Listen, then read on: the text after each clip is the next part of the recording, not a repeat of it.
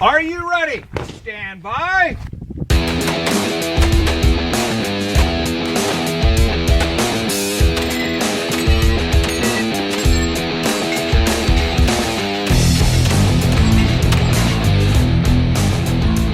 Welcome to the Three Gun Show, brought to you by Armalite Rifles, LAG Tactical, and Breda Shotguns. I'm your host, Dave Hartman. This week, Austin, Texas-based 2A armament shooter and Texas Three Gun Championship staff member Garrison England is on the show to talk match travel on a budget. Now, let's chat for a minute here. I need your help. Whether you're new to this show or you've been with me from the beginning, do me a favor and hit the subscribe button if you're listening to this on a device or like an iPod or something like that. And tell one friend. That's how you can help me to grow the show and reach new three-gun fanatics like you and I. Go ahead. Hit pause now and do it. I'll wait. Thank you. The reason I ask for your help in this is the Three Gun Show is obviously based on firearms. I can't advertise on Facebook. I can't advertise on Instagram. I can't advertise on Google. The only way that we can grow the show is organically. And how we do that is if you like it, you tell someone about it. You leave a review in iTunes is icing on the cake. That helps the algorithm and stuff like that. Put this show in front of other people. Now, I haven't done this in a while, but I'm going to read an iTunes review that was left recently, and this one is from Jeremy the Haircut Maker, and he says, must listen, 5 stars. The Three Gun Show is my go-to podcast. Dave and his guests cover everything three gun, from stage planning to gear selection, match recon, and more. Beyond the show, Dave has answered DMs, helped me find deals, and he even sent me stickers. As long as there's a Three Gun Show, I'll be a subscriber. Three Gun Show for life. Thanks, Jeremy. I totally appreciate that. For everyone listening, I really enjoy reading your reviews in iTunes, your comments on Facebook, comments on Instagram, DMs, emails, stuff like that. I really do enjoy that. It helps so much for spreading the work because it puts all that content in front of other people, in front of your friends and everything, and they see that, and then more people see the show. But more than that, lets me know that we're on the right track here at the Three Gun Show. I'm doing something that reaches you as a listener and helps change your game. And that's what it's all about, is to spread the good word of Three Gun. This podcast is also brought to you by Armalite. Through Armalite, I am able to get special pricing for listeners on their line of 3-gun rifles. They have a 13.5 and an 18-inch model, both with Armalite's patented tunable comp, Timney triggers, Luth AR stocks, and they're ready to go right out of the box. If you're more of a build-your-own rifle kind of person, I have a few of their competition handguards left in 12-inch and 15-inch sizes as well. So when you're in the market for a rifle or components to build your own, just email me, dave@threegunshow.com, and I will hook you up. Anytime you see me on the range, you can check out my rifle. I'm currently rocking the 13.5-inch Shorty 3-gun rifle with a Vortex Optics Viper PST 1-6 on it, which I'm really enjoying. This podcast is also brought to you by LAG Tactical. I've been using LAG mag pouches and holsters for years, ever since James Casanova introduced me to their Nova holsters and their first-generation competition mag pouches.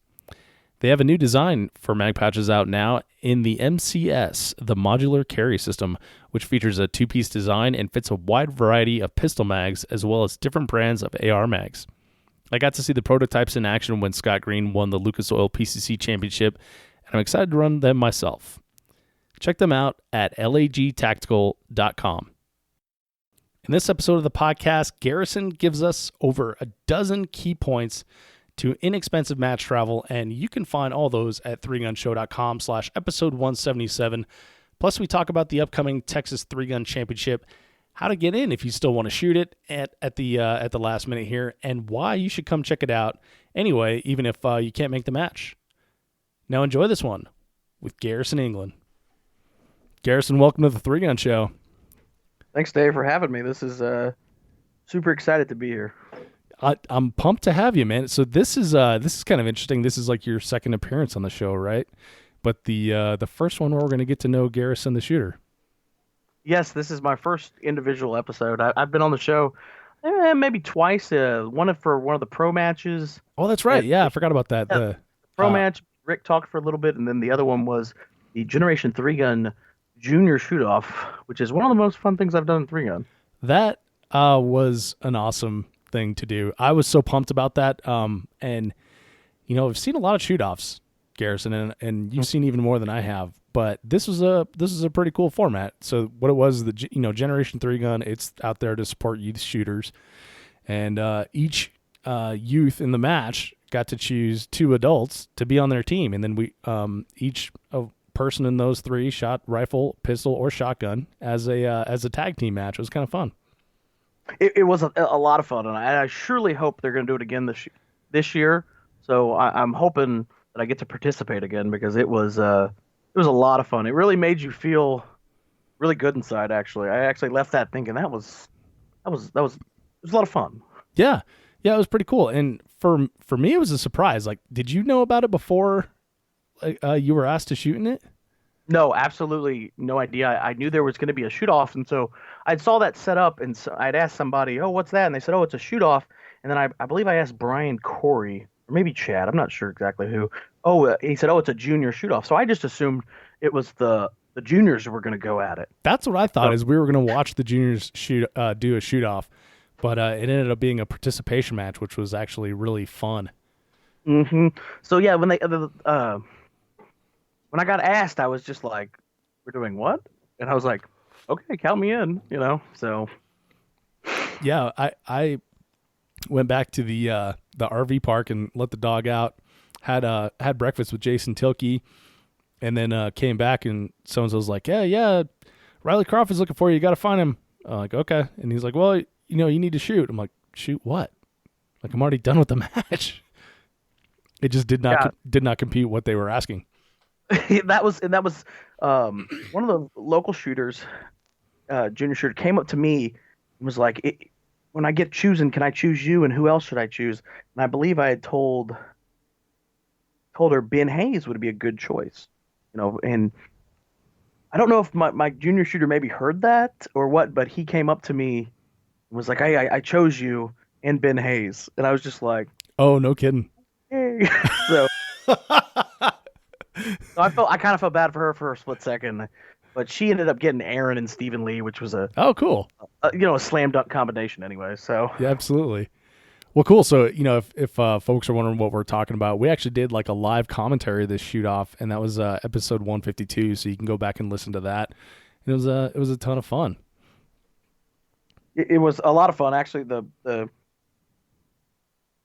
was a whole bunch of shooters talking. It was like really the some of the best in three gun, all talking and breaking down this shootout. It's one of my favorite podcasts you have. I've listened to it two or three times, and it's you get a whole lot of input from a lot of guys that just you at the same time that you wouldn't always get. Yeah, it's true. And to get an entire match in the same place at one time, where you have people's adrenaline up and you're having a good time and things like that, and to get them to unleash like that it's fairly unique, and it was a cool opportunity. People were cheering, as you were running by, they were cheering you on, and people were screaming. It was, it's the best shoot off I've ever been to. Because Yeah, the other ones that I've been in have been very serious, super competitive. super competitive, and you were just focusing right there on the primary, and you didn't really, you weren't having a good time. This one was all about having a good time. Just made it a lot of Exactly. Which is kind of the point, and I think sometimes we'll get away from that. fun. Oh, very much so. Three gun is a sport about having fun, and some days even I forget that, and I got to reel it in. Well, Garrison, we're going to be talking about shooting a lot here, but let's take a break and take it real far back here, and talk about your entry into shooting. But first, let's decide, or let's get to know you a little bit better. Who are you off the range? What do you do when you're not shooting? There's not much I do off the range. I really love three guns, so I do focus a lot of my time on that. But I have I'm married, no kids. My day job is I'm a mechanic for the City of Austin Department of Aviation. I'm a fleet mechanic out there, work on a lot of heavy diesel equipment. Um, Me and my wife are mostly kind of homebodies. She owns a salon that I help her run in downtown Round Rock called Vintage Beauty Salon. But she's been doing that, and we've had a very successful year this year. We just opened a new location, and so things in life are really looking great off the range. Wow, that's cool. So you have a second location. The first one's in Round Rock. Where's the second one going Well, to be at? well, we didn't have a first one. We had a first one. Let me see how to say this. We had a location, and our lease ran up, and we moved, but we moved into this really awesome place. Oh, This old building that was built in the 1800s in the downtown historical district of Round Rock, and her title is Vintage Beauty Salon. oh, how So cool is that? it meshes really well, and you're right there in the heart of what is Round Rock. So it just exploded. It was a little salon, like it was close to the downtown. It was in this little old house, but we went from 4 stylists to now 8 stylists, a nail technician, a massage therapist, and a esthetician. Dang, So it was a big jump. that's crazy. So, what do you do on the weekends? Are you like sweep floors, Well, work the I, counter? she runs the day to day. Mm-hmm. Um, she runs the day to day, and I do the books and the taxes and the things like that. But day to day operation, I tend to not go up there very often for day to day stuff. I'm the guy going there and fixing things when it breaks. Oh, Um, sweet. she is really the mastermind of the day to day, and I'm just the guy, putting my input on different decisions on how we can progress to the next level. Very cool. That's an awesome thing you guys have going there. When you say that you don't do much when you're not on the range, other than work and spend time with the wife, tons of time spent on the range. Like how did that come about? Um, I'm kind of I have several ranges around me, and I'm kind of blessed. I'm sponsored by a range called Copperhead Creek Shooting Club out in Marble Falls, and so they've really just given me the key to the castle, so to speak. So I can go out there whenever I want. Then I have another friend that owns a piece of property, so on the weekends I'm always at Copperhead Creek, and during the week because it's a little bit of a drive from my house. I go to my buddy's range. That's just on his little property, nothing to the public, and I try to put in at least 2 to 3 days a week there. And how long have you been shooting three gun, Garrison? I started in 2012. Okay. What got you into it? Well, so I was just like I was scrolling through Facebook, and a good old former boss of mine had a picture of three guns laying on a floor, and in the caption section it said "My three gun setup." And so I saw it, and I said, "Well, what's three gun?" And so I just scrolled on by, like you do always do on Facebook, and ended up seeing the guy like 2 days later after that, just weird coincidence. And so I asked him, I said, "Hey, what's three gun?" He said, "It's the greatest thing you can do with a firearm." Well, now I'm intrigued. He said there is a monthly match that's put on every third Saturday at a range in Liberty Hill called Best of the West. He said we should go. And I said, yeah, absolutely. So as we got closer to the date, I texted him, and he ended up having to cancel, but he told me that I should still go because the people there are great. They're helpful. They're everything you see in three gun. That I completely agree with him at this point. And so I go to the match. I was immediately addicted, just straight up hooked. It was an adrenaline rush. I used to drag race when I was younger. It was the same feeling. Oh, cool. I had that same rush. I met great people. One of them stands above everyone else though, and he really has progressed me and what I am in three gun. And I met Aaron Hayes the first day I ever shot. And Aaron Hayes Custom Guns wasn't even. It was maybe just a little glimmer. I think they were working on their FFL when I met. So that really progressed from there into what I am today. Yeah, what a cool person to meet that first time around. Yeah, super helpful. He had just started. And he was just learning it, and I was learning it, and he was a little bit more advanced. So I was enough he was enough to help me along the way. Nice. So you went to that first match, got completely hooked. Did you like have the right gear and everything to go out there? Oh, no, nowhere close. There. No? Nowhere close. I had a Kimber carry gun, single stack 1911. I had only 3 10-round magazines. I didn't have any mag pouches. Is the guy that would talk me into it. I said, "Well, what do I need to buy? Anything?" He's like, just go. You'll have a good time. Just if you got to pull mags from, your pockets, just do it that way." And I'm like, "Okay." I had a 28-inch Benelli Super Black Eagle that my dad had given me when I was younger. Had no extension tube, only held, I think, 3 to 4 shells with the plug removed. Sweet. My rifle was a Bushmaster with a fixed 4-power ACOG. It was a mess. I feel bad looking back at it. I kind of feel bad for my squad mates that day because I think I timed out on every stage. Oh, no kidding. Yeah, I was terrible. Like my Kimber 45, I didn't know what I was doing. I was limp wristing it, and it was jamming every other every other stage, every other shot. It was bad.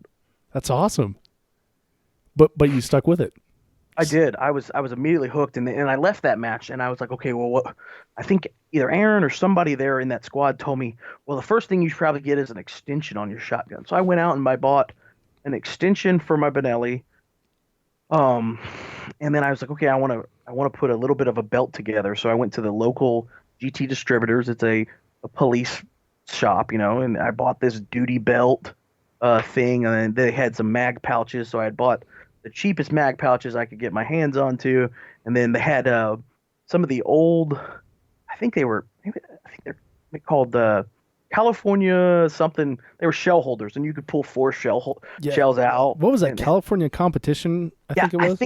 I think it was California Competition. I'm not 100% sure what it was called, but they've obviously long since left me because who loads 4 like that anymore? Yeah, I was told to get those same ones when I started out, and it was the case where it was like one dude that was making them, but it was like on the side of his regular job, so it was like a 19th month wait time to hold shotgun shells or something. It was like the early days of 3-gun, Very much so. Very much so, and it was like I found them in the store, and they were actually in a package. So they were, I don't remember what the package was. I remember finding them, and there was like 2 of them, and I was like, I just bought them, and I could hold 8 shells. I could load 8 shells now, and it was almost never enough for the stages I needed. But yeah, when you're first starting, I think I budgeted myself like $100 to build the whole thing, and I did it for like 105. Oh, nice. That's awesome, man. I kind of went on the cheap too, and the shotgun caddies were one of the first things I got. I ended up getting the AP customs, and it's kind of the same concept where you draw 4 out and load weekend, like shuffling them in. But mine had a double stack, so it was like 4 or a row 4x4. Yeah, the 4x4. It was a row of 4 and a row of 4, which in theory is great, but when you start running, they like start bouncing around and shit like that. Like they just become too heavy, and they're too far away from your belt to stay stable. So the guys I always saw using those, and I always thought, man, that's an awesome idea. Is they had 4 birdshot up top and then like 4 slugs. But notoriously, I would watch guys, and I watched several guys do it. They would go to grab the birdshot, and a slug would end up in their mix. Yeah. And then they would end up slugging a plate or something. So I was always like, oh, I would probably screw that up. So I never went that direction. Yeah. It's so interesting how far that's come into like, loading 2 and loading 4 now. It's so much simpler. I remember when I first saw my first set of quad load caddies, and they were the Carbon Arms pinwheels. I remember Kyle Simak, a local shooter to me, had a set, and I was like, I want some of those. So I went and bought me a first set of those. Those were my first quad loading caddies. Yeah, a buddy of mine had a vest that was like, it was like a one-piece vest. So it was like a hard plastic vest. Actually, he still shoots with it, and it was a load 2. And I remember him loading 2 into his FN SLP and thinking like, well, I'm almost as fast when he loads 2 2s as when I shuffle in my 4. So if I just get better, then I can do it. And then the first time I saw someone quad load, I was like, whoa, there's no way I can get to be that fast. Yeah, pretty much. So had to go out and buy some quad loading gear after that. And you saw that, and you saw some guys, hanging on to the load, the traditional load 4. Yeah. And I think at this point, it's very rare when I see somebody show up to a range with a traditional load 4 now. So I think quad loading and double loading is really taking it over. I don't. Only time I ever see somebody with one of those things is like it's way on the back of their belt and it's full of like slugs, and it's for that one slug you can thumb in. Yeah. Or, the backup slug. Yeah. I tell you, the only people that I've seen do it well in recent memory is I shot the Vortex Shooter Source 3-gun last year with Brian Ray and Brian Vaught. Yeah, are they still doing it? They're still doing it, and I remember teasing Ray about it and just give him a hard time and asking him if he brought enough magazines for his 1911 because he's got all the old gear and whatever, and but he's a friend, just giving him a friendly ribbing about it. And then on several jungle runs, like I saw him stick loads that it was like, holy shit, like if I hadn't like watched each round go in there and I just seen him bring the gun up and bring his one hand up off the gun and back on the gun, I would assume that he dropped half of those shells because it was that fast. It was like, geez, like if the guys that were good at it were good at it. I remember watching when I first started. I remember watching Daniel Horner, and he had kind of a different technique. And I'm probably going to butcher the way I explain this, but he would like hold it with one hand and like throw him in with the other, and it was like, holy cow! And like he was super fast with it. Daniel Horner was, and so who else still does it a little bit today? And I remember I shot a match or two with him last year. Jason Tilkey uses them as he'll like if he throws a quad load in, and if he had any pickups, he'll grab it and throw the pickups in that. Like if he had he was supposed to only shoot 4 but shot 5 shells, so and then he loads 4 and then he'll throw one in off that, and he can do it pretty fast too. Oh, that's actually pretty smart. Yeah, it's pretty smart. Yeah, so I guess if you want to be the best or the fastest at something, you just wait for everyone else not to do it anymore. That's a good way to look at it. Yeah. So Ray and Vaught are number 1 and number 2 fastest weekend loaders out there. Yeah, that's you should make him a trophy, Dave. I should. I'm gonna have to call and tell him that I was talking about him now. Yeah. Yeah.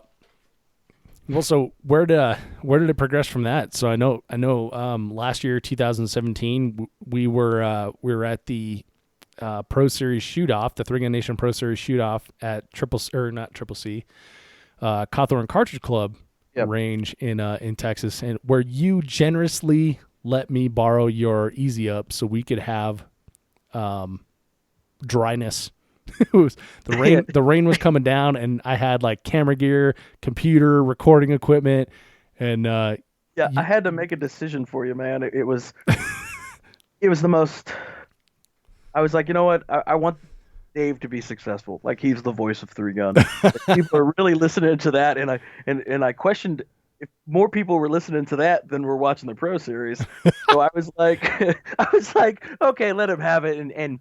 I just lived out of my backseat of my truck. And the thing is before I gave it to you, I had like the perfect setup. I was like, I had a table, I had my gear, and I was focused. And then I was like, man, maybe Dave will figure it out. Because I think you had something else you had maybe thought that was going to work, and then it didn't work. I think what we were going to do is sit in the back of my truck. Yeah. and then I was like, yeah, take it, Dave. And after that, I was like, oh, okay. It's like I said, it's probably more important to go to you than anything Chris is doing. Well, I definitely appreciate it. So there's a big span between qualifying for the Pro Series and shooting your first match with your sweet Kimber there. So what happened in between? How did you decide to progress in the sport? So I absolutely fell in love with 3-Gun the minute I did it. And I absolutely loved it. So I wanted to produce. I think I shot all of 2012, just locals. And as I came into 13, I think 2012, I helped with a match here in Texas. And I had no idea what a major match was. The guy was the guy that was running it was like, "Hey, we need some help with staffing.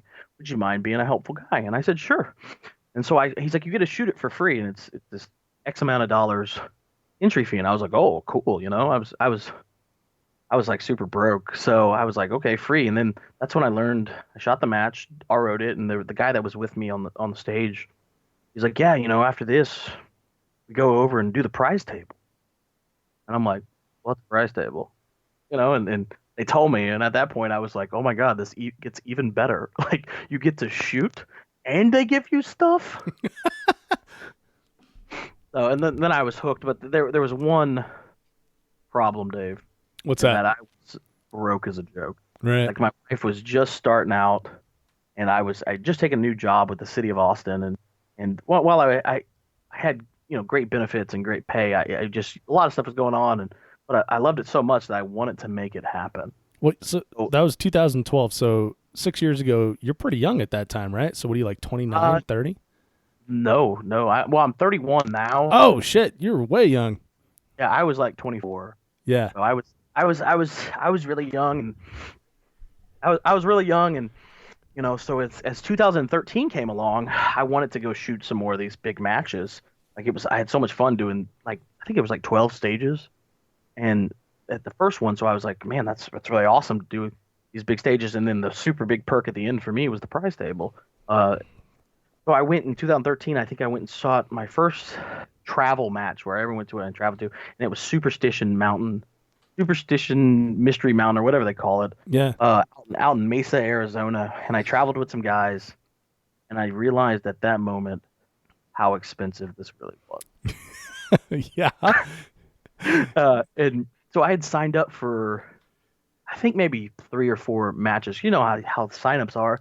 They release them in February, and you better sign up or you ain't going. So Right. you have to make your decision right then and there. So I was all signed up, and I thought, Yeah, you got to know what your financial picture is going to look like in yeah. 7 months. And so here I was. I got back from the match, and I had not shot very well. It was just typical new guy. I just wasn't very good. And so I got back, and I really looked at it, and I would venture to say it was like a $1,500 weekend with the hotels, the match fee, the ammo, everything that goes on related to shooting a major match. And I looked at it and I thought, I can't afford this. Mm-hmm. What do I do? And so as it progressed, and at that same time, Aaron Hayes, who I discussed meeting earlier in my first match, was just starting Hayes Custom Guns. Like they just had this, he had rented this shop over in Austin, and he had this little place. So on Thursdays, I would go over there and just kind of hang out, talk to him. Ben was still in Louisiana, building a lot of the guns over there, and they were really doing, the split thing. And Aaron was here doing just little minor things. He was just starting to cut his teeth on the shotgun, and we just started talking more and more and more, and we started to realize that our goals were very similar to what we wanted. We both wanted to be successful in the sport, to be decent in the sport, and to not go broke while doing it. Right. And so that reminds me of a racing saying, Garrison, and you're a former drag racer, but so you'll understand this one. Good, fast, cheap. Pick any two. yep, pick any two. So you want to be good, you want to be successful, and you want to do it and you want to not go broke. Yeah, that's and that's the thing I always see on the internet. People are always saying, "Well, I don't know how these guys shoot so many matches," and I think it might have come up during the prize table discussion. People were just like, "I don't know how these guys do it. It's so expensive." And I always want to tell people, trust me, if I can do it, you can do it. And so what we ended up started doing to make matches less costly is I started traveling with Aaron more. And as I started traveling with Aaron, we would do things. I don't know if maybe it's different than everybody else, but we were doing things. So where it went from 1,500, I think we were down in the range of $700-800. Really? Yes. And so okay, so that's a huge difference. And staring at my match schedule on the wall here, this is valuable information. So how did you guys do it? So the things we did at that first match is we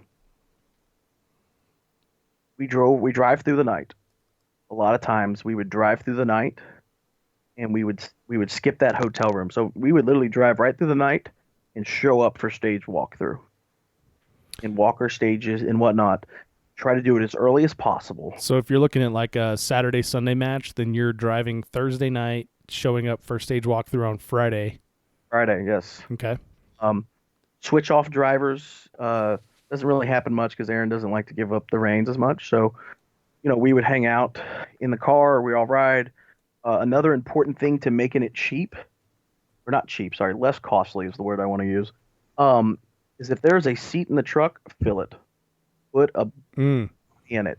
And that's one of the greatest things that I talk about, the people that are just getting to the point where maybe not the new shooter that's at the local level, that want to shoot more and more matches, more and more major matches, and want to go from shooting maybe 4 a year to 8 a year, or, to 10 to 20 range, or 10 to 15 is really in my opinion, the sweet number. Is that you need to pick your squad. And I'm not talking about your squad in the match. I'm talking about the guys you're going to travel with, you're going to do everything with. You're going to split like your Mean Girl squad. Well, I've never seen that movie, to be honest with you, dude. So I can't give a reference to that. I don't either, but I understand that they had a squad. So I think you just outed yourself, Dave. How about like a Taylor Swift squad? No. Well, do I need a better example? How about like East Coast versus West Coast rappers? Yes, that'll work. We're the Death Row Records. Yes, there you go. So we really, you pick your group and you pick your squad and you do everything together. And a couple suggestions: one, be thick-skinned, because you're gonna have every minute with these guys, so they're gonna do things that get on your nerves. You're gonna do things to get on their nerves, but think of it as the group mentality. We would do things like we all shot the same ammo. That way we could, if one guy was short or there was a reshoot and something like that, he could always go to his buddy's ammo and just resupply him down the road. Another thing we did is we really focused our prize table pickups accordingly. And when I said that is, what I mean by that is, we would go walk a table and there might be, we weren't, at least the majority of us weren't good enough to be picking up guns and stuff yet. So we would go in there and we'd be like, okay, what do we need? And at the time, Freedom Munitions and Extreme Bullets were giving out them gift certificates. Yeah. Those were like gold. Those are huge. Those were gold. Those helped me shoot a ton of matches. Mm-hmm. And so what we would do is we would go, Freedom. Right? We would go pick up all of these certificates and combine them all together and wait till they had one of their big, sales. We would put them all in. And then so we, and that would be all of our bullets. We wouldn't do ammo. We would always want, because Aaron went out and bought a 1050 reloader, so we could start loading ammo on the less costly side. We weren't having to always buy factory ammo. Mm-hmm. So we would go out and get, we would do two. I think the highest one we ever did was like $3,000 worth of bullets. Wow. And like 10,000 bullets showed up. It was that day at the shop. The mail lady hated us. Yeah, I bet she was pissed. Because it was like 5 or 6 boxes full of 135 grain 9mm bullets. Yeah, So, happy day for you guys though. it was a great day for us, and that's what we would do. And then we would Aaron really would run the press because he's really good at loading ammo, and then we would be like case gauging, check in, and we would just all, if Aaron would bought the powder and the brass, we would just reimburse him a certain percentage on the powder and the brass. So it became a lot less costly in the ammo department, which really helped also. Yeah, big time. Mm-hmm. Now, did you do that Tom Sawyer thing where you're like, Aaron, you're so good at running that press, you should just keep running that press because you're so good at it? No, he. I'll be honest, he won't let me run the press. Oh, really? Well, not that I'm not good at it. I've never had a squib. I've never had anything like that or like gun blow up. I just, Dave, I have ADD. I'm easily distracted. I'd be like squirrel, and you just can't do that when you're loading a press. Yeah. You know, it's something you really need to focus on. He's super good at focusing on that, and I'm super good at checking case gauges. So apparently that was the rule I got, and then so. But then there's some other things we did to make it less cost effective. We split hotels, and sometimes we will even put if there's a pull-out sofa, a third person is going in our room. Right. The worst. So we also would do back in 2014. Remember when the Three Gun Nation regionals started to happen? Yeah. Yeah. Okay, so the Three Gun Nation regionals had a match in Kentucky, and the next weekend was Pro-Am. Mm-hmm. And we wanted to shoot both, so we could really, use our time wisely to go to both matches. But we didn't want to come home because we would literally come home for like a day and then go right back. Right. That's that was gas. Did you go camping or something? No, I wish we would have gone camping. So it was at the time it was Aaron, Nikki Hayes, which is his wife, Ben Hayes, another gentleman that shot with us a lot, and then me. So there was 5 of us. So Aaron and Nikki got their own hotel room, obviously, and then the 3 of us, me, Ben Hayes, and the other gentleman, stayed in an Econo Lodge, $50 a night hotel. Oh, sweet. In whatever that town is right outside of Kentucky, right outside of Rock Castle. I forget its name. Cave City, I believe it is. Oh, yeah, Cave City. Yeah. Let me tell you, that was an experience. Like that question, I believe the other gentleman that shot with us at one point looked us all in the eyes near the end of the trip after 14 days and said, I went to college, so I didn't have to do this. So that was we dialed that one back a little, and so during the regional, it had rained. And now picture this, Dave. Oh no! 3 dudes staying in a hotel room, 3-gun gear everywhere. We pushed the beds like it was two queens over, and put Ben Hayes's air mattress in the middle. So it was one continuous, like there was no gaps between the beds, but they weren't the same height.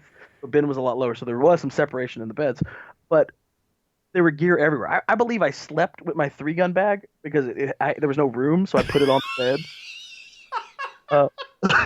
So the problem is it rained during the regional. Right. Well, and rain at Rock Castle is fierce.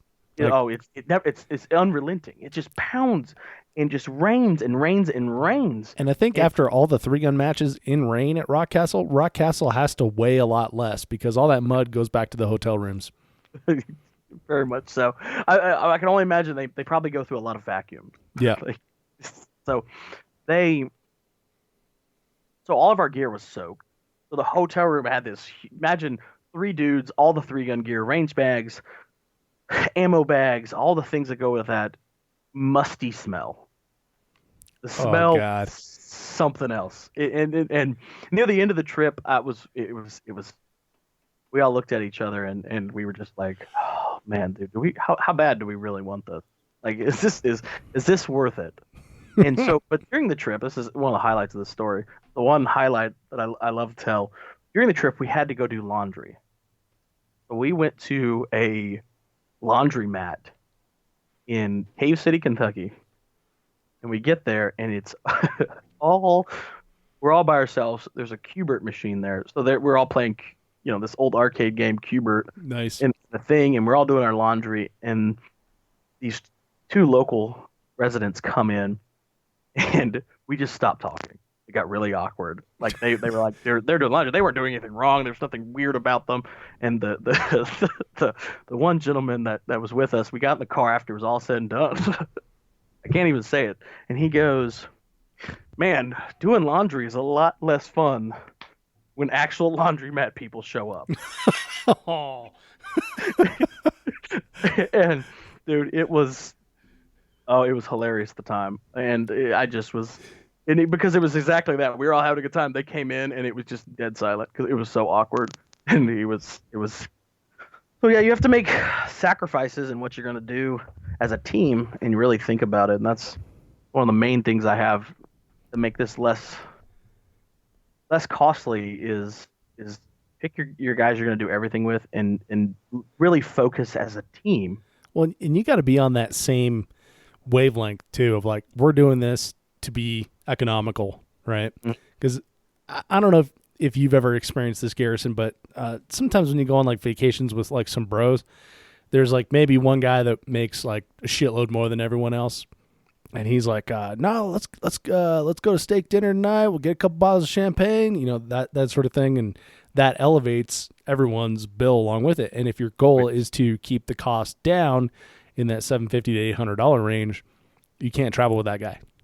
Yeah, and that's the case. You can be really good friends with that guy, or see him at a match and have a great time with him. He can be a great guy, but you really have to pick people that are somewhat on the same financial plane. You don't have to be on the exact same thing. You have to be in the same mindset, because exactly that. If you have a guy that's steak and lobster every night, that you're going to pay for steak and lobster, and so if you're really orienting to be economically affordable, then you really got to pick the people accordingly. But I always tell people, some people have asked me about this, and I've had this talk with people, is that you pick people that share some same qualities as you, have a great sense of humor, and can also be on the receiving end of sometimes humor. You have to pick people that somewhat on the same financial plane. You have to have people that have good hygiene. That is huge. That's huge, because you don't want to ride in a car 15 hours with a guy that smells bad. No. And it means nothing about the people that maybe, you know, sometimes it's just a thing. Their BO is a little bit more pungent than others, and you definitely don't want to be with that guy in a car for 15 hours. Especially if you're filling all seats, including that middle one in the truck, you know. We've done that. We've put 5. I remember one time it was me, Aaron, Aaron's dad, Larry, Ben Hayes, and someone else. I can't remember who it was, but we put 5 seats in, 5 people in the truck heading to, I want to say it was the CMMG Missouri match that used to be around, and I remember that. That's a long drive with that many people in the truck. And yeah, no and then kidding. The last thing you need to do is you need to pick people that share your same goals, your same drive, and your same determination in this sport. Because together, you can succeed more. So, in my example, in our group, there's many people that we hang about, but the true core guys right now are, Aaron Hayes, Ben Hayes, me, Stephen Lee, Jay Honorado, and then Nikki Hayes, Aaron's wife, because she's now shooting matches and she's getting really good at it. Yeah. And so in that mix, I like to feel I have a unique position, because I'm always feel like I'm chasing the 2 guys in front of me, and that's Aaron Hayes and Ben Hayes. But behind me, in skill level, Stephen Lee and Jay are always chasing me. So it's driving me to try to be better, because I want to see them succeed, but I don't want to get beat by them. Yeah. Well, and then Aaron and Ben see you, nipping at their heels, and they're pushing harder too. Yeah, they're pushing harder. So together, you're moving forward as a group, and that has really helped our match finishes. And we start practicing together. Like just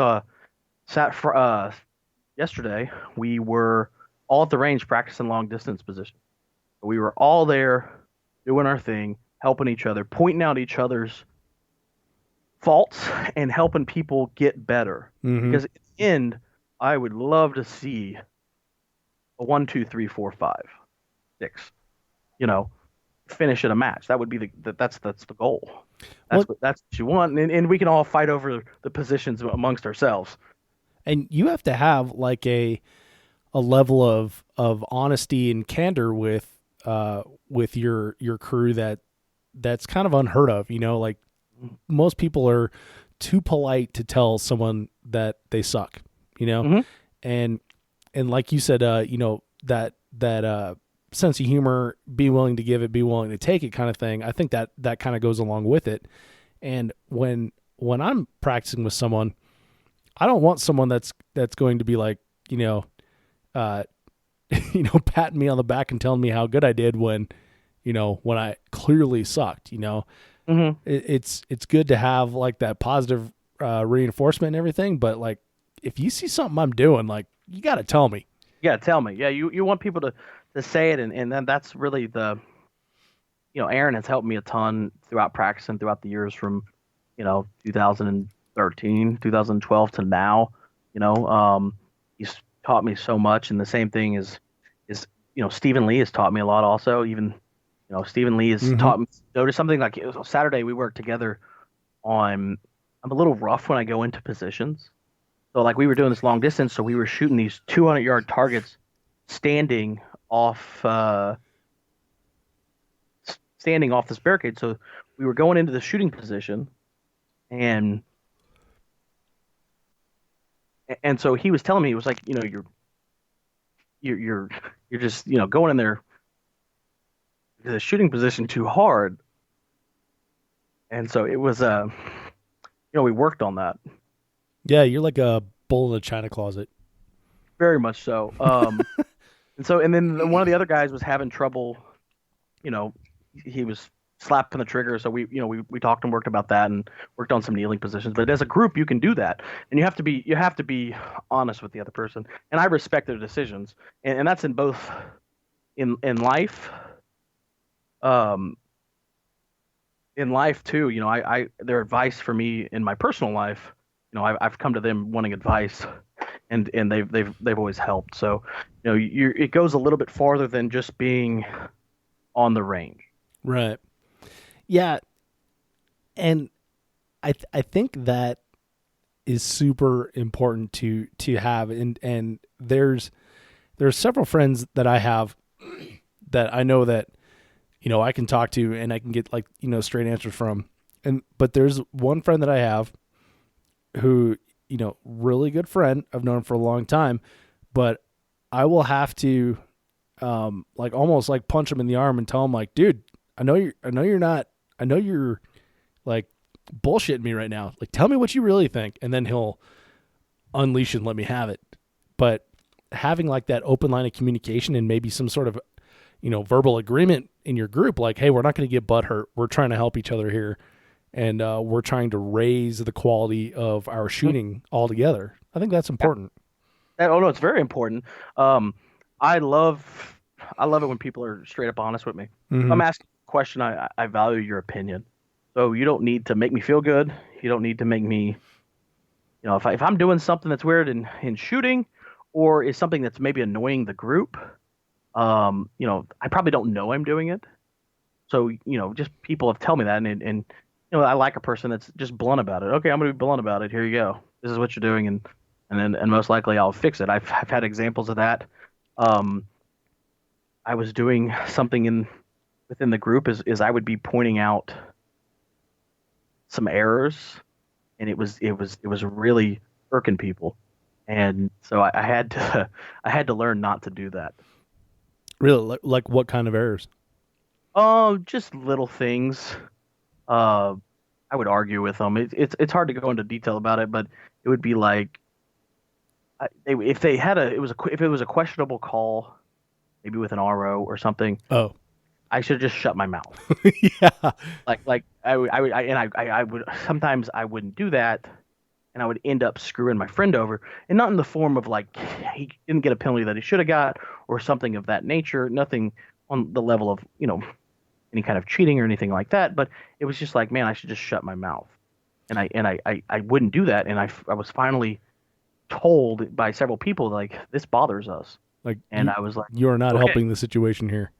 Yeah, so I learned to just keep my mouth shut, and I feel that the time I didn't notice I was doing it, or I thought I was being helpful, and then sometimes it would blow up in my face, and I would think to myself, why did I do that? Why did I even like I was just like, oh, and then so now I put the blinders on and walk away. I like it. So yeah, I tend to do that as well. It's like we can discuss it afterwards. You go and handle you over here. Mm-hmm. You do you. You know, Yeah. that's the that's how it goes. And I always feel bad when I did it. Now I always apologized, but it got heated there for a little bit. Sometimes people are out here competing to try to compete at the highest level, even within the group. But when that would happen, they would think was just trying to cheat them out of a place, and that wasn't what I wanted to do. So I always ended up apologizing. I always felt bad about it. Yeah. So it always seemed to always fall in with one guy. It was always Stephen Lee it seemed to fall in. I always felt bad because I really liked Stephen. I really did, but it was always that, and I was just like, oh, so in the end, I've now learned to be a better person, and like I've learned to just keep my mouth shut. Awesome.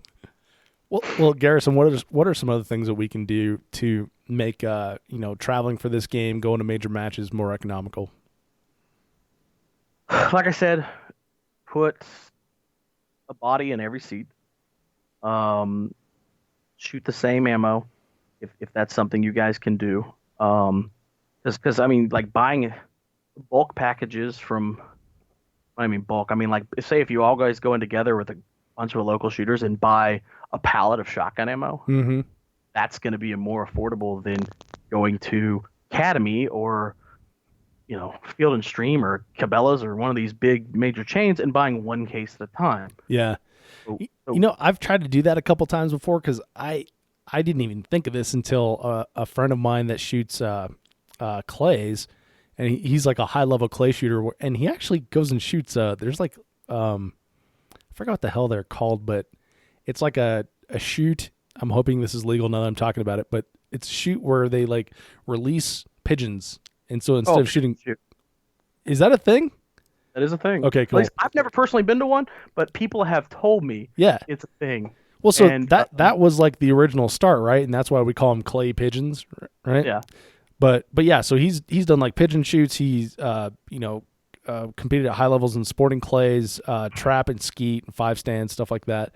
He's like a legit dude, and he was telling me that several guys in his club will get together and buy a couple pallets of ammunition, have them delivered to one dude's house, and then they go and get their allotment and stuff. I tried to do that back before I started the 3-gun show, and I just couldn't get people to understand the economy of purchasing your entire season's worth of ammo up front, rather than just like going and grabbing 200 shells from Walmart on your way down. and that's the thing. It's like you never get consistent ammo.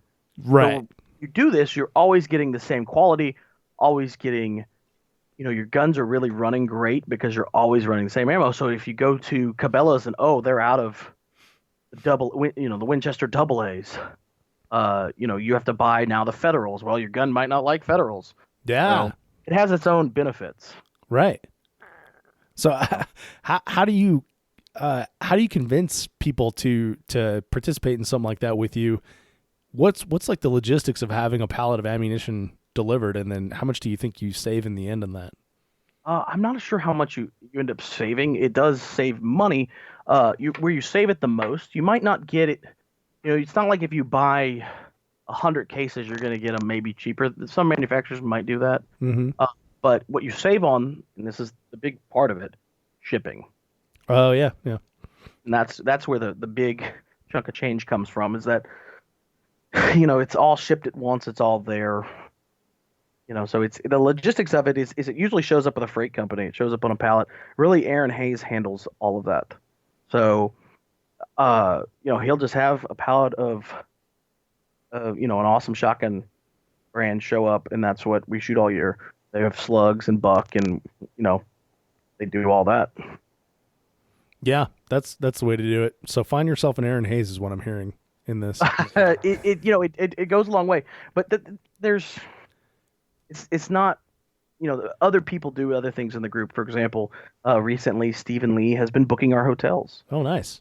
So he's always looking for the greatest hotel, and don't always think that the Holiday Inn is the right answer. We stay at a lot of condos. Yeah, dude, VRBOs are the way to go. Yeah.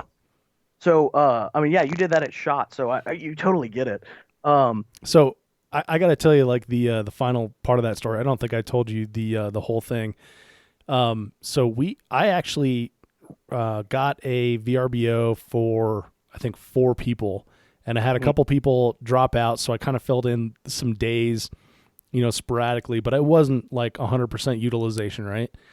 And I still ended up paying, and by getting stuck with like a large part of the bill, I still ended up paying less than if I would have stayed at the Palazzo. Yeah. Oh no, that's a given. For the best example I have, and this is probably the cheapest match I've shot in many, many years. Generation 3 gun this year. Mm-hmm. We were just talking about that earlier. We got a lake house on the lake. Sweet. It had 1, 2, 3, 4, 5, 6 beds, and we put 3, 4, 5, 6, 7, 8 people in it. And I think we paid, I think $110 a person for the whole trip. For the whole trip. Wow. Yeah. I mean, that's insane. Yeah, for the whole trip. And then I think I rode with Daniel Jurassic at this time and his brother Ben Jurassic. And I think we paid gas like $90, maybe $100. So all together, travel wise, I'm in it for like 210. Yeah. And then we went to the grocery store, because this is also another thing you can't get with a hotel. You have a refrigerator and a kitchen. Yeah. In most of these situations, and we went to the grocery store and we bought a bunch of snacks, a bunch of food. Daniel and them were cooking chicken breasts. So it cut down on going out for them. I still went to go out because I didn't really want to cook chicken all weekend. But well, I think that's huge when you can. So the VRBO is like the hidden gem of match travel. The rooms are often cheaper. It's often nicer than a lot of hotels that you'll stay in. There's several bathrooms, so you don't have to share one generally. They generally have like a washer and dryer, which is great. They, excuse me, they'll often have Wi-Fi, which is important to me in what I do. And then the kitchen is clutch because you're not going to McDonald's every morning for breakfast. So you can. Well, that was another thing we did at Generation 3 Gun. Daniel is a fireman. He'd get up early and cook breakfast for everybody. Yeah. And we would eat breakfast tacos on the way out the door. We didn't go to, McDonald's or, the convenience store and buy your honey bun every day. So you're eating more healthy. You're eating less expensive because you can do, family meal kind of thing. And then when you throw in having a refrigerator, now you can make like sandwiches for the day and snacks. So you're not like on the range and thinking like, oh, well, I need to go find, a gas station and grab a taquito or something like that. Like there's a lot of benefits to staying in a house. In a house versus a hotel. Yeah. The hotel, it's so cramped, and then you can also in the comfort department, it's way better because now we have 8 people in a house. We each have our own space. We had I think 3 bathrooms, so none of us had to really share an overused bathroom. It had a huge porch, so we had a nice place to sit down and relax. And we weren't on top of each other. Like a lot of times we would have these. When we share a hotel room, in the evening there's like 6 people crammed in a little hotel room, hanging out, bullshitting. Yeah, exactly. This sucks, while it's all right. It's when you start getting those large groups of people, it's like, man, then why aren't we going to a hotel? And there's what else? So there's a plenty of room. So maybe if there's not a bed for everybody, there's usually plenty of room for somebody to put an air mattress on the floor. Oh, for sure. So I mean, you can use every inch of space in the place to fill it with bodies. So if match travel is what's killing you, I highly suggest looking at other avenues other than a hotel. Yeah. And along those same lines, like if you've got, well, see in the story that you told initially, you were saying that you had 2 hotel rooms, one for Nikki and Aaron, one for you and the other 2 dudes. It's like now you can all be in the same house, and the married couples go off to their corner, and it's not weird or anything. And then you go retire to your own room, got your own gear in there and everything, and you have your own privacy.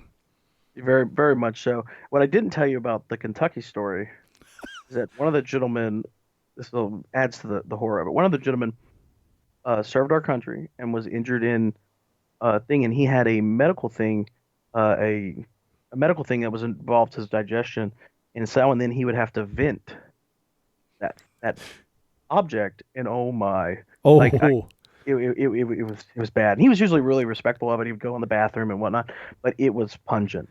So oh you man. didn't have that. You don't have that in a condo or a Yeah. condo house. All those other things. Yeah, exactly. You just have your own room to do all that stuff. hmm you have a little bit of privacy. Because once you spend enough time with these people, by the end of the weekend, people are sometimes ready to go home. Depends on how their match went. So it's nice to have your own space to kind of cut back to, sit on your phone, play on your own social media, handle the things you need to do, and you might be able to get a little space from the group for a minute. Yeah. Sometimes it's needed. Yeah, absolutely. Especially when you're dealing. So you've got a bunch of type A personalities, right? And sometimes maybe you're button heads or something on like a stage plan or meal or whatever it is, and just like the brotherly annoying each other, the nitpicking kind of thing. It's like now you can just go to your separate corners and then come back later and you like each other again. Oh, and that's the case. And so I always notice there's always a lot of people talking on the drive up there. You're having a good time, you're laughing, you're pointing out things. On the way back home, a little bit more quieter. It's, everybody's just kind of ready to go about their way. But when it comes down to the next match or maybe the next week, the next practice session, you're all buddies, you're ready to go, you're ready to work towards the common goal. Yep. Yeah, absolutely. Absolutely. Well, I like it. So so we covered travel, fill every seat. We covered the secret sauce there with the VRBO, which helps out with meal plans and stuff like that. Anything we're missing? Uh, think about the way you pick up things on prize tables. I know everybody thinks kind of loses it about people selling stuff, but I get it. If you're having to make ends meet, you sometimes just have to sell some of the stuff that's on the prize table. While people sometimes can frown on that, I get it. You have to do it. Um, think about what you're picking up. I when I was really, really, really struggling, I would think of the prize table kind of like the last stage. So as they're doing the walkthrough, you kind of get to eye the prize table. I was on my phone Googling things, finding the highest retail value for certain things. If there wasn't like a bunch of gift certificates, I need it for like ammo. So Mm-hmm. definitely think of it that way. Um, if if you don't have to sell it, don't sell it. Because if you need it, look for stuff you need first. But if you absolutely have to sell it, do your research, look at the prize table. That is a place you can relieve some of the pressure. I'm not going to say you're never going to get to make this 100% make money. You're not. It just doesn't happen. Unless you're winning the match every match you go to, and the prize tables are ridiculously great. You're most likely not going to win, like your money back. Yeah. I like to. I'm not huge on the prize table. We generally don't talk about it on the show very much. I understand that there's a huge sacrifice that companies make to put things out there, and I very much respect and appreciate that. Mm-hmm. And I like to look at it the way you were talking about there. I always try to figure out something I need, and a good example is the Magpul Governor's match last year. I picked up a D60, which I use like all the freaking time now. Love those things. I got one myself. Oh my God. Oh, it runs so good. Yeah, it runs great. And I never have to think about round count because there's just always like a shitload of ammo in there. But I passed over several things that were of higher value because I was like, I will use this a lot.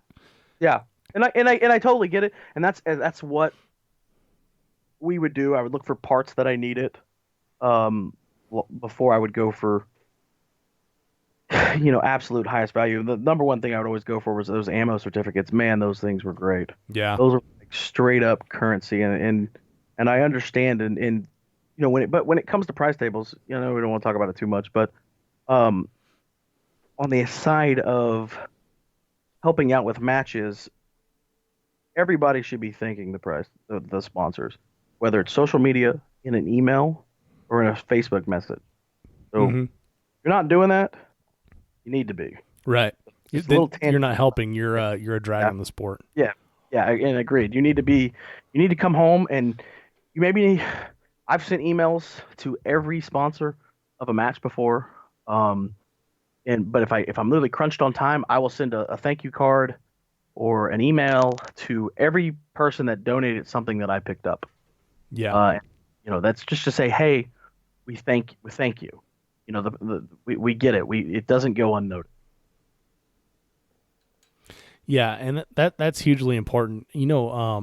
I've had a couple conversations with several dudes from your crew that Mhm. have said the exact same thing, and it seems like a little bit of like a microculture amongst you Mhm. and your friends. Yeah. So it definitely is. We have our own little thing going on, and I recommend people finding that. Recommend people finding their own little niche. I know we're not the only ones doing it. It seems like, you see people all the time. There's guys up in Missouri. There's Sean Oleski and Michael Lindsay. They're doing this kind of thing. And there are people in Minnesota and Michigan and all those guys up there. They're also playing the game at the same type of way, and it's because it really helps you make it more affordable. Yeah, absolutely. Well, Garrison, one of the cool things that you've chosen to do this year Mhm. is you mentioned helping out with that first match, but you've decided to take a step back from competing in one of your what am I trying to say? So I took a step back from. Go ahead. let me start over. There's like a shitload of matches in Texas. So Hmm. the fact that I'm like your home. I'm trying to say your home match, but there's so Hmm. many. It's like hard to call one the other. But It is the one closest to me. okay, That's that we can call it my home match. Well, we have great matches in Texas. The Vortex shooter source up in Dallas, or I'm sorry, on Triple C. We have Mike and Land at Disney Arms doing fabulous things down there at Cawthorn Cartridge Club. yep, I decided to this year join an already fantastic team at the Texas Three Gun Championship. Um, Kurt Gruber, Brian White, and Aaron Hayes are the real three main cats there. There's another guy, Mark Witt. He helps out a lot too. We got Brian Corey doing the stage work. Brian Corey is a phenomenal stage builder. yeah, for But sure.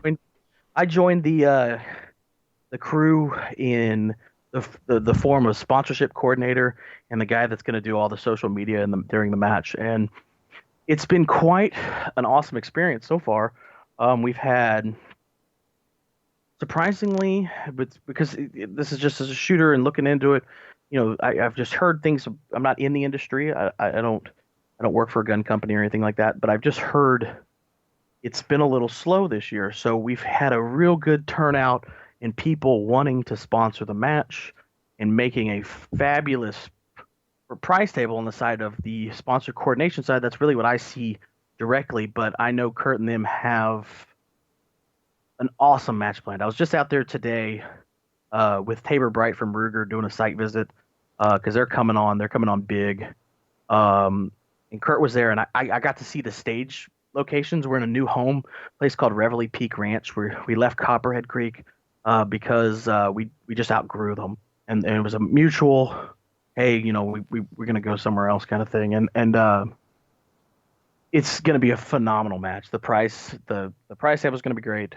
The stages are gonna be awesome, off the chain. This place we're going to is ridiculously nice. It is huge. It's a little farther off the beaten path than Copperhead Creek was, but you're gonna enjoy it. You're gonna have a good time. So one of my buddies ran a Spartan race down there, and when I told him like, yeah, they're moving to Revelry, I think it is, range, he's like, oh yeah, that was the Spartan race I ran in Austin. So Yeah. In chatting with Kurt and Brian Corey, it sounds like this facility is like super serious about putting on matches, and they have like quite a bit of infrastructure out there to play with. So the infrastructure is so they don't put on a lot of matches. They're just now starting to put on like commercial side matches. I talked to the owner today, and that was the words he used. Mm-hmm. But they do a lot of things with the state. And what I mean by the state, they like the little special operations communities, the SWAT teams, the local police departments all around there. They do a lot. Like, here's a good story. I wasn't there, but it's been told to me a few times. When they were first doing the site visit, and the guy was really talking about like what they could do there and what we could do there.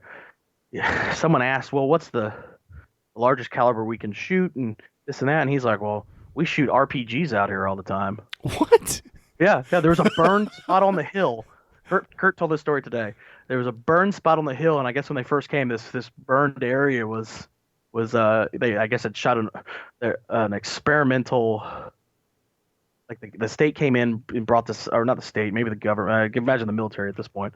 Brought in, I guess, some kind of experimental RPG, and they lit the hillside on fire by accident. But yeah, it's that big of a place that they can do that. It's got crazy, easily 40 bays. I hadn't counted them, but 40 bays. Yeah, dude, it's huge. And then there's some natural terrain. If you, the way I always described it to somebody, for the people that shot Fallen Brethren at the old Spartan complex or Spartan Tactical Complex, it's going to have a very similar feel to the natural terrain in there because it's got the very similar look to it. So you really like that match, what a lot of people did when it was at that facility. Expect to have very similar feelings about our natural terrain stages. Man, that's cool. So is there going to be like a mixture of natural terrain and bays, or are you guys flipping all the way to complete natural terrain, or what? No, it's just like all the previous years. I believe there's going to be 3 or 4 natural terrain, and the rest will probably be in the bays. Cool. But all the bay stages are being designed by Brian Corey, so expect fabulous bay stages. Similar to what people saw in the really awesome Three Gun Nation Pro Series when it was out of there in Oklahoma. Yeah, I went to probably 4, maybe 5 matches where Brian Corey designed at least some stages last year. Mm-hmm. Man, I remember that the one at Texas Three Gun Championship. The Diamond. The Diamond. There we go. Yeah, the Diamond was a mind trip, and we talk about that all the time. And that's the kind of stuff he does. He's really good at what it does. And I was there during setup last year. Even though I shot the main match, I was just being a labor. I wasn't making any real decisions, but I was just being the labor guy, swinging the stakes, the hammers and whatnot. And that dude, the way he builds a stage is phenomenal. Like the way he does it, he does a really great job, and he's really open to criticism. You can be like, man, I didn't like that, and he'll take it to heart, and he'll might do something different next time, but he'll really sit there and he loves to be critiqued because he's always improving his game. Yeah. There's several innovations that I've seen in match building in the last couple of years that Brian's been responsible for, and yeah, just some incredible stages, like so much fun. And they know they are. They're so the ones he built all the bay stages last year at the Texas Three Gun Championship, and those are some of my favorite stages I've ever run. The one that I love the most was it was a long run. You started with a rifle, then you went to your pistol, and then there were some shotgun clays at the end, and there were several options throughout the way. It was one of my favorite stages. A nice long run, couple ports to shoot in. Got to the end, you hot holstered your pistol and went to your shotgun. It was fun because I never got to shoot the Pro Series that was in the bays. The only thing closest I've ever come to that was I did in 2014 or 15, maybe 15. I did the Pro Series qualifier, and I was nowhere close to making it, but I got to shoot that style and I loved it. It was like this is a lot of fun. So he brings a lot of that to the table when he does a match. Yeah, that's awesome. So what kind of other stuff can we expect from the Texas Three Gun Championship? Oh, good. We're gonna have some vendors. STI signed on last week. They're bringing a demo bay out. Oh, Uh, cool. so make sure you get to go over there. Landtac will have some kind of side stage demo going on. There's going to be a local, I'm going to say historical group. They do World War II reenactments out there in a museum off in Fredericksburg, I believe it is. Huh. I think it's the same group, but they're going to have World War II machine guns. I guess you can to rent. They're going to do a little fundraising event trying to help what they got going on. So you can show up and shoot a machine gun. But one of the big things that are going on is Ruger, who stepped up big, really big this year. They're coming in on a platinum sponsor. They put 10 Ruger precision rifles on the table. Whoa. Yeah. 5 and 6.5 Creedmoor, 5 and 308. Wow. And if that wasn't enough, it wasn't enough. Tabor Bright, who's over at Ruger, really great human being. Yeah, Is definitely. for those who got no Tabor, understand what I talk about. They're going to do a side stage. Not sure what it is, but it's going to involve some 22 pistols and some 22 rifles with Vortex optics on top. I believe they're going to have some on top. And so you're going to go over there. Everybody in the match, I believe this is how it's going to work. Everybody in the match is going to get one free try. And that enters them into a random draw. And then after that, it's $5 per try. And all the proceeds go to HAVA, a veterans charity. Some guys know what it's work with it within the shooting side of it. They really go out of their way to really help veterans. It's a really honorable thing to be a part of. But they are so basically, and all that is basically what you're getting entered in for. Every time you get $5, it's an enter into the random draw, and they're going to give away all 10 of the guns that are in the side match. Wow, that's cool. So they're now giving 20 guns away in this Sweet. match. Do you So know, expect big things from Ruger. Bring your cash to really help them along. It all goes to HAVA. None of it is going to us. We're not taking a dime from it. Neither is Ruger. Every penny goes to HAVA. that's cool. So really good cause and a lot of fun along there as well. Texas Three Gun Championship is one of my must shoot matches. After shooting it last year, I was like, this is one thing I'm gonna do for 2018, and so I'm pumped about that. And I've been on like a cold streak on random draw stuff, so I'm due, buddy. Dude, we got it. There might be some more part of that random draw. We talked to Red Stitch Targets. So they might be putting in. We're still working out the details on that. But so there's going to be a good amount of random draw based off what Ruger's doing. So if you love random draw, for those guys out there that love random draw, we got it for you. Yeah. There might be. Well, this seems like kind of like a raffle kind of thing, right? Only you get to pretty shoot much. as well, which is cool. You get to shoot as much. He didn't want to be like the fastest guy wins the gun. Right.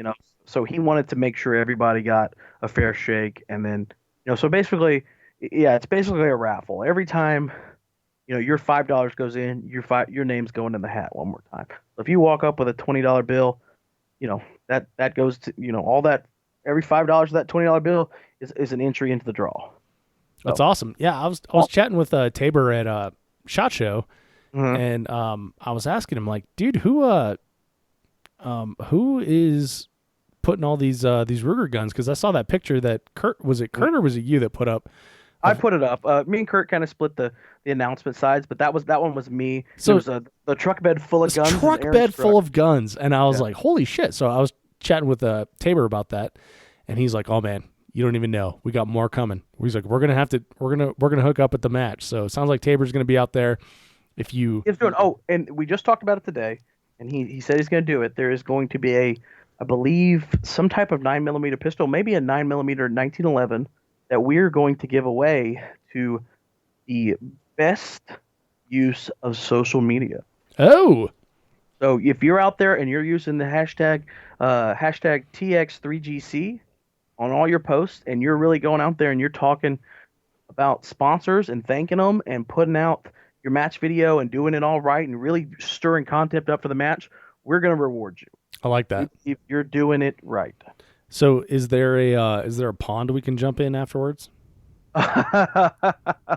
There is a pond, What? very big pond, where the prize table is going to be. There is a huge, it might, I would classify it maybe a small lake. A small lake. Wow. All right. I get what you're getting at there. Yeah, so for people that don't know, Generation 3 Gun in Missouri, they have this stage that's kind of like their signature stage where you shoot from a dock to a dock, like targets are on a dock, you're on a dock, shit's moving around, and you're shooting rifle, shooting slugs and things like that, shooting pistol this year. And Garrison, after the match was over, went to the top of the stairs and just jumped right in the pond. Yep. So they had these set of stairs, and like you shot your pistol off this set of stairs, and I wanted to, unload, show clear, put my gun down, put my gun in my holster, pull off my belt, and immediately jump in. But I had another stage to shoot, and let me tell you, I was so glad I didn't do that, because after I did the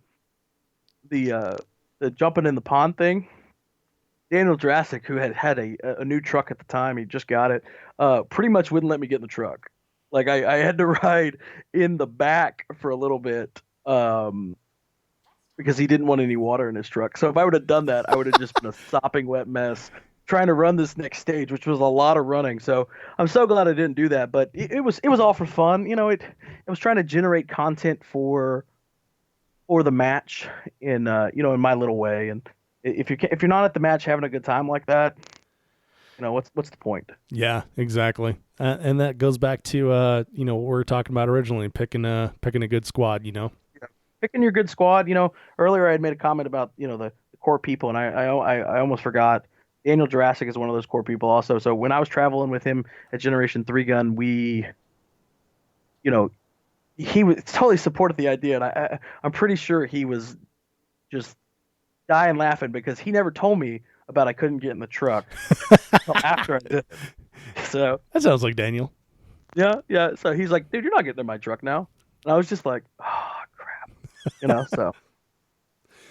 Well, right on, Garrison. Well, anything else we should be looking forward to at Texas 3 Gun? Is that barbecue going to make a return? There's a little talk about it's still in the planning stages. But F1 Firearms, Ryan Muller out there, he's trying to get them to come out and do a little bit of a cook-off. Oh, So there might be a little food. We do half-day format, so it's it's how much do you really eat? So they're going to be out there. They're going to be having a good time. It's still in the planning stages, so they're looking at their schedule and whatnot. But there might be some food out there. There's definitely going to be food at the banquet after on Sunday.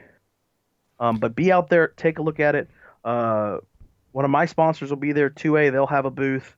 I think Ruger might move a little bit down there, maybe STI for during the prize table, the banquet award and stuff. So, well, and so this is a match that fills in kind of quick. So is it safe to say that it's going to be entertaining, even if you didn't get into the match, to come out and shoot like side stages? Absolutely. Side stages, STI, Ruger, the World War II guns, just watching all of it is going to be great. So if you want to come out, you didn't get in, there's going to be good opportunities for you to come out and just watch some of the best of the best in Texas and then all around the country, just going at it in some of the greatest 3 gun you're going to see, around the country. Cool.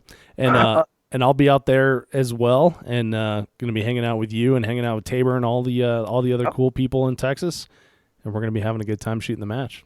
We definitely will. One more thing about the match.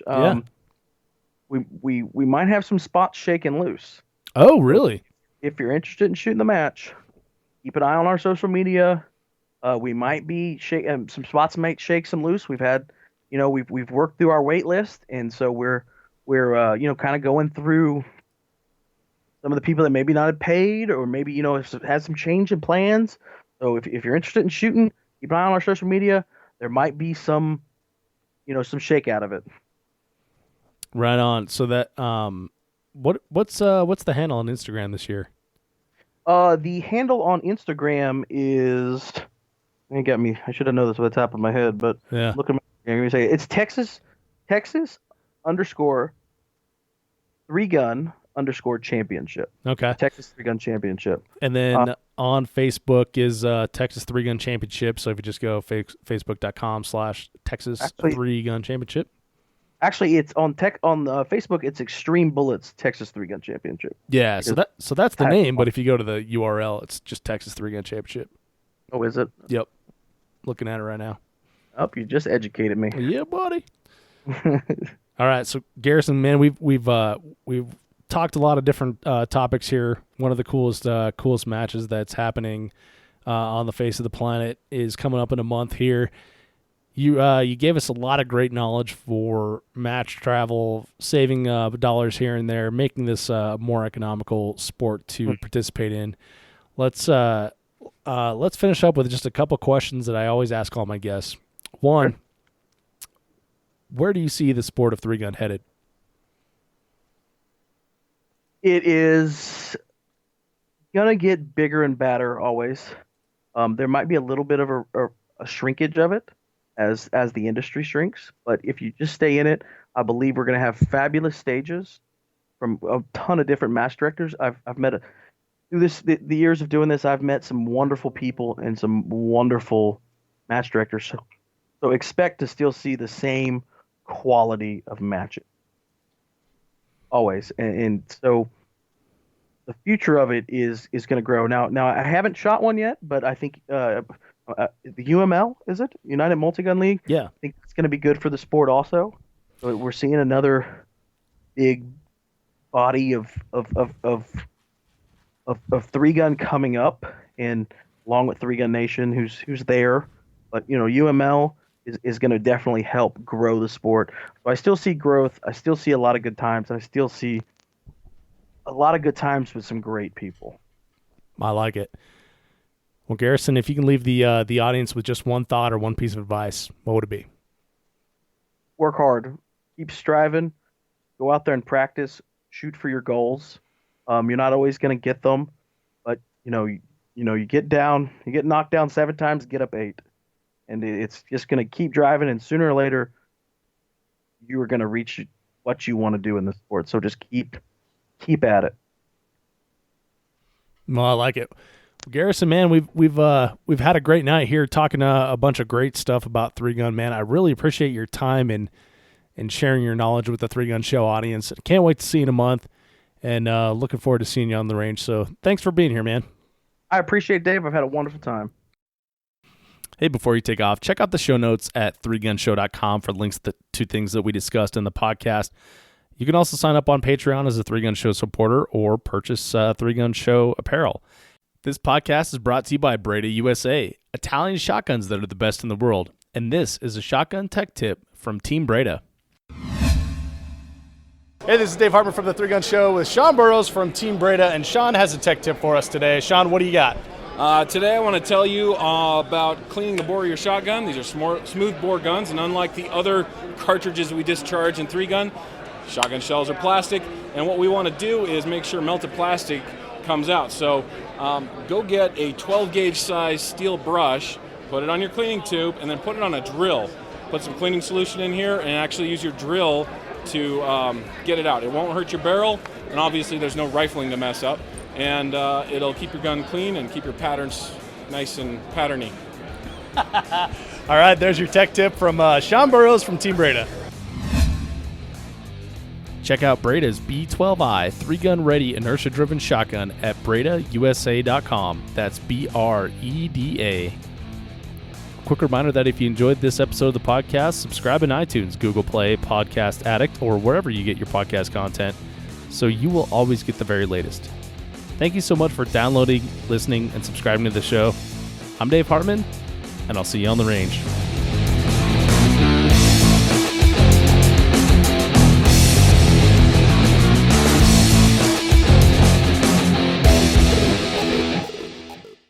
If you are finished. Finished unload, show clear.